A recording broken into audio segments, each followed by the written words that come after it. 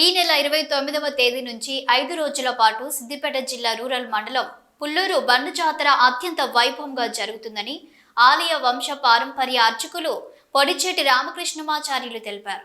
పుల్లూరు బండపై స్వయంభుగా వెలిసిన లక్ష్మీ నరసింహస్వామి జాతరలో భాగంగా మాఘ అమావాస్య రోజున బండపై గుండంలో పుణ్య స్నానాలు ఆచరిస్తే సకల పాపాలు హరించి ఎంతో పుణ్యం దక్కుతుందని భక్తుల ప్రగాఢ విశ్వాసమని అన్నారు. 5 రోజుల పాటు జరిగే ఈ జాతర ఉత్సవాలలో ఏ కార్యక్రమాలు జరుగుతాయో పెద్ద ఎత్తున భక్తులు ఈ జాతరకు రానున్న నేపథ్యంలో ఎలాంటి ఏర్పాట్లు చేశారనే అంశంపై మా ప్రతినిధి రాజుబాబు మరింత సమాచారాన్ని అందిస్తారు.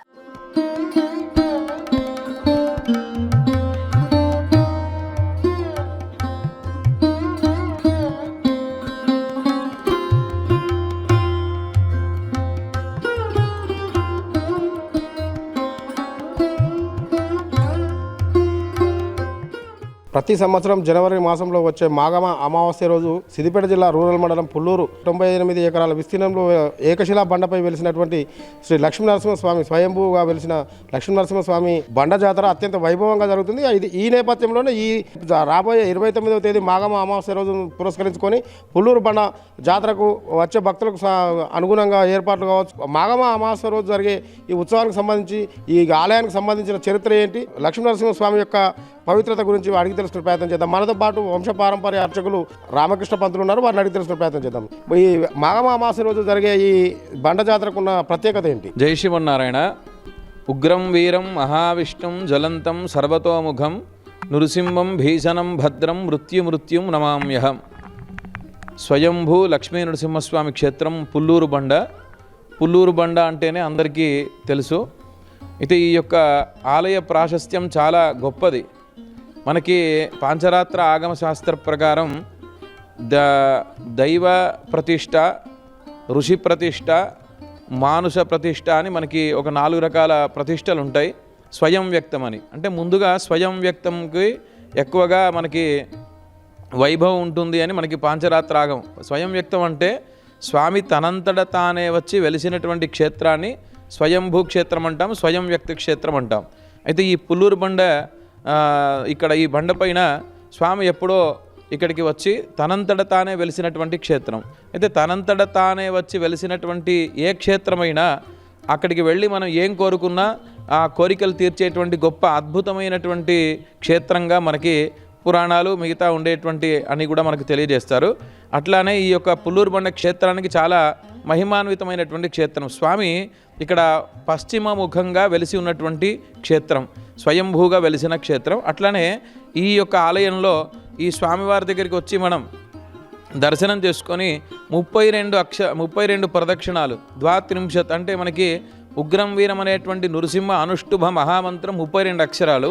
అట్లానే 32 ప్రదక్షిణలు ఇక్కడ చేసినట్లయితే స్వామి తప్పకుండా ఎటువంటి కోరికైనా తీర్చేటువంటి గొప్ప అద్భుతమైన శక్తి కలిగినటువంటి మూర్తి మన పుల్లూరులో వెలిసినటువంటి లక్ష్మీ నరసింహస్వామి. అలానే ఇక్కడ కళ్యాణ వెంకటేశ్వర స్వామి అంటే ఆ కాకతీయుల నాటి కాలంలో కళ్యాణ వెంకటేశ్వర స్వామిని కూడా ఇక్కడ ప్రతిష్ఠ చేయడం జరిగింది. మనకి తమిళనాడులో ఒక క్షేత్రం ఉంటుంది, నృసింహస్వామి క్షేత్రము, వెంకటేశ్వర స్వామి కలిసి ఉండే క్షేత్రం. మళ్ళీ మనకి ఇక్కడ పుల్లూరులోనే అంటే మనకి సిద్దిపేట జిల్లాలో పుల్లూరులోనే మనకి కనిపిస్తుంది. తెలంగాణ ఆంధ్ర ప్రాంతంలో మనం చూసుకుంటే మనకి కలియుగ దైవం అన్నట్టు వెంకటేశ్వర స్వామి కూడా కళ్యాణ వెంకటేశ్వర స్వామిగా ఇక్కడ ఉండడం ప్రసిద్ధి.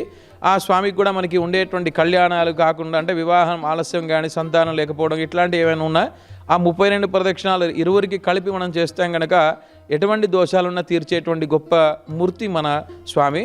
అది ఇక్కడ ఈ స్వామికి ప్రత్యేకంగా పూర్వం నుంచి కూడా అంటే దాదాపు 500-600 సంవత్సరాల నుండి కూడా ఇక్కడ పుష్య బహుళ అమావాస్య మాఘశుద్ధ పాడ్యమి విధియ 3 రోజులు కూడా అత్యంత వైభవంగా పుల్లూరు జాతర మహోత్సవం జరుగుతుంది. అంటే ఇక్కడ ఉండేటువంటి చుట్టుపక్కల ఉండేటువంటి కొన్ని వందల గ్రామాల నుంచి స్వామివారిని ఇక్కడ దర్శించుకుంటారు.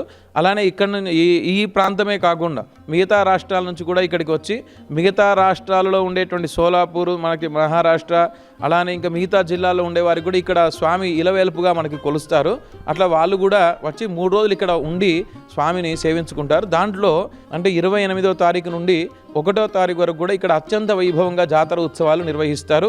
ఇక్కడ ఉండేటువంటి వంశపారంపర్య అర్చకులు మరియు మళ్ళీ ఉండేటువంటి ఆలయ కమిటీ చైర్మన్, మిగతా ఉండేటువంటి ధర్మకర్తలందరూ కూడా కలిసి, గ్రామ ప్రజలందరూ కూడా కలిసి ఈ యొక్క ఉత్సవాన్ని అత్యంత వైభవంగా నిర్వహిస్తారు. పుల్లూరు లక్ష్మీ నరసింహస్వామి యొక్క ఉత్సవమూర్తిని ఊరిలో నుండి గ్రామస్తులు, మిగతా ఉండేటువంటి భక్తులు అందరూ కూడా కోలాటాలతో, భజనలతో అత్యంత వైభవంగా స్వామిని ఈ జాతర నిర్వహించడానికి మనం ఊర్లో నుంచి ఎదుర్కొని రావడం జరుగుతుంది. దాన్ని మనం రథోత్సవం అంటాం. ఇక్కడ ప్రత్యేకంగా మరి అమావాస్య స్నానాలు అని ఇక్కడ ప్రత్యేకంగా మనకు చేస్తారు. అయితే స్వామికి ఆగ్నేయం వైపున ఇక్కడ ఒక గుండం ఉంటుంది. అది చాలా పురాతనమైనటువంటిది, ఎప్పుడో 100 సంవత్సరాల కింద ఉండేటువంటి గుండం. ఈ గుండానికి చాలా ప్రాశస్త్యం. దాంట్లో పాలగుండం అని, తర్వాత నీటి గుండం అని ఇక్కడ 2 గుండాలు ఉంటాయి. దాంట్లో స్వామివారికి ప్రత్యేకంగా ప్రతిరోజు అభిషేకాలు, మిగతా అర్చనలు, దానికి సంబంధించిన ఆరాధనకు సంబంధించినటువంటి తీర్థాన్ని ఇక్కడ ఉండేటువంటి నీటి గుండం నుంచి తీసుకుంటాం. అలానే పాలగుండం అని ఇక్కడ ఉంటుంది. దానిలో భక్తులందరూ కూడా స్నానాలు చేస్తారు. అయితే మనకి పురాణాలు కానీ శాస్త్రం కానీ మనకి పర్వతిథులలో ఇక్కడ ఉండేటువంటి ఆ యొక్క గుండాల్లో కానీ నదీ స్నానం కానీ ప్రత్యేకంగా మనకి తెలియజేశారు. అయితే ఆ పర్వదినం అంటే మనకి అమావాస్య, చతుర్దశి, అష్టమి, నవమి పర్వదినాలని చెప్తాం. అట్లా పుష్యబహుళ అమావాస్య రోజు వచ్చి ఇక్కడ స్నానాలు కనుక మనం ఈ గుండంలో స్నానాలు చేసి స్వామివారిని కనుక దర్శించినట్లయితే మనకు ఉండేటువంటి అనారోగ్య బాధలన్నీ తొలగిపోతాయి. అలానే మనకు ఉండేటువంటి నెగిటివ్ ఎనర్జీ అంటాం కదా, ఎప్పుడు బాగా ఆరోగ్యంగా బాగా లేకపోవడం, మానసికమైనటువంటి ప్రశాంతత లేకపోవడం, ఇట్లాంటి ఎటువంటి వ్యాధులున్నా సరే మన ఈ పుల్లూరు లక్ష్మీ నరసింహస్వామి గుండం దగ్గరికి వచ్చి ఈ అమావాస్య రోజు తలస్నానం చేసి స్వామివారికి ప్రదక్షిణ చేసి దర్శించుకున్నట్లయితే వారి యొక్క అనేటువంటి వ్యాధులన్నీ కూడా తొలగిపోతాయని పూర్వం నుంచి ఒక ప్రసిద్ధి. అలానే జరుగుతుంది. స్వామి కూడా అలానే అందరినీ అనుగ్రహిస్తూ ఉన్నాడు. అలానే కాకుండా ఇక్కడ ఉండేటువంటి గుండెలు ఇంకో ప్రత్యేకత, ఈ ఇప్పటికి కూడా అది తీసుకొని వెళుతూ ఉన్నారు.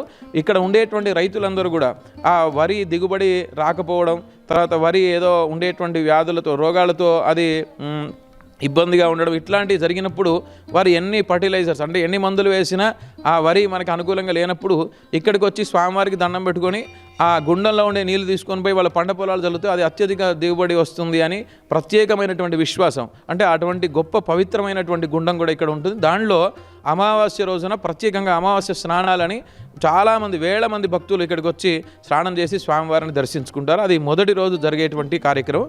ఇక 2వ రోజు గోపాల కాలువలు సేవ అని, అంటే ఇక్కడ ఉండేటువంటి యొక్క ఆ 2వ రోజు కూడా మనకి దాదాపు వేల మంది, దాదాపు ఒక 50-60 వేల మంది స్వామివారిని దర్శించుకుంటారు. ఈ 3 రోజులు కలిపి సుమారు 2 లక్షల మంది, 3 లక్షల మంది వరకు కూడా వచ్చి స్వామివారిని దర్శించుకొని స్వామివారి యొక్క అనుగ్రహాన్ని పొందుతారు. అట్లా 2వ రోజు గోపాల కాలువలని ఇక్కడ శావ ఉంటుంది. ఆ శావలో స్వామివారి యొక్క ఉత్సవ విగ్రహాలు పెట్టుకొని ఇక్కడ ఉండేటువంటి చుట్టూ ఒక ప్రదక్షిణ చేసి గుండంలో నుంచి వెళ్ళి ఒక ప్రదక్షిణగా వస్తాం. రథస్థ కేశవం దృష్ట్వా పునర్జన్మ నజాయతే అని, ఆ రథంలో అంటే ఆ సేవలో ఉండేటువంటి భగవాన్ని దర్శించుకుంటే మళ్ళీ పునర్జన్మ మనకు ఉండదు అని మనకి శాస్త్రం. కనుక ఆ స్వామిని దర్శించుకోవడానికి 2వ రోజు జరిగేటువంటి, అంటే 29 రోజు జరిగేటువంటి ఆ యొక్క కార్యక్రమానికి వేల మంది భక్తులు వచ్చి స్వామివారిని దర్శించుకుంటారు. 3వ రోజు 30వ తారీఖు శుక్రవారం రోజున మధ్యాహ్నం 12 గంటలకి స్వామివారికి అత్యంత వైభవంగా ముత్యాల తలంబరాలతో లక్ష్మీ నరసింహస్వామి యొక్క కళ్యాణ ఉత్సవం జరుగుతుంది.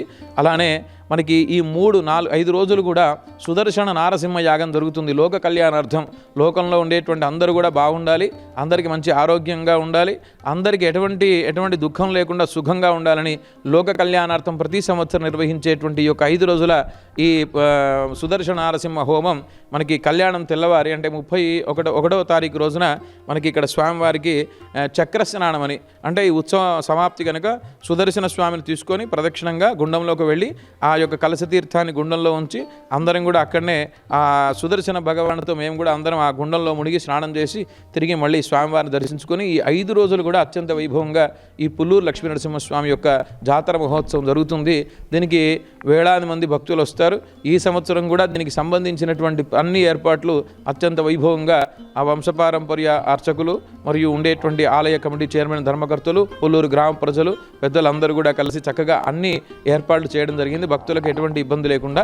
అట్లానే 99 ఎకరాల ఏకశిల అంటే ఒకటే బండ ఉంటుంది ఇదంతా కూడా. దీనిపైన స్వామి వెలిసి ఉన్నాడు. మరి ఈ క్షేత్రానికి మరి నరసింహస్వామిని మనం దర్శించుకోవచ్చు, వెంకటేశ్వర స్వామిని దర్శించుకోవచ్చు.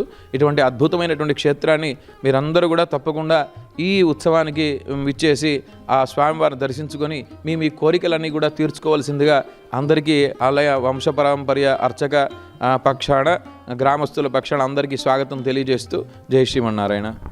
ఇది మొత్తానికైతే పుల్లూరు ఏకశిల బండపై 98 ఎకరాల విస్తీర్ణంలో వెలిసిన స్వయంభూ లక్ష్మీనరసింహస్వామిగా వెలిసిన స్వామి భక్తులు కోరుకున్న కోరికలు తీర్చడంతో పాటు ఇక్కడ మాఘా అమాస రోజు ఇక్కడ ఉన్నటువంటి ఏదైతే కోనేరు బండపైన గుండం ఉందో ఆ గుండంలో పుణ్యస్నానాలు ఆచరించినట్లయితే భక్తులకు ఉన్నటువంటి రుగ్మతలు ఆరోగ్యపరంగా వారు ఎదుర్కొంటున్న సమస్యలు తొలగిపోతాయి. అదేవిధంగా పంట పొలాలు కూడా అధిక దిగుబడి కోసం రైతులకు ఒక ప్రత్యేక ప్రతీతి ఈ గుండంలోని నీళ్లు ఆ పంట పొలాలలో చల్లుకున్నట్లయితే అధిక దిగుబడి వస్తుందని చెప్పేసి ఇక్కడ ఈ ప్రాంతంలో ఉన్నటువంటి రైతులకు ఒక ప్రత్యేకమైన ప్రగాఢ విశ్వాసం.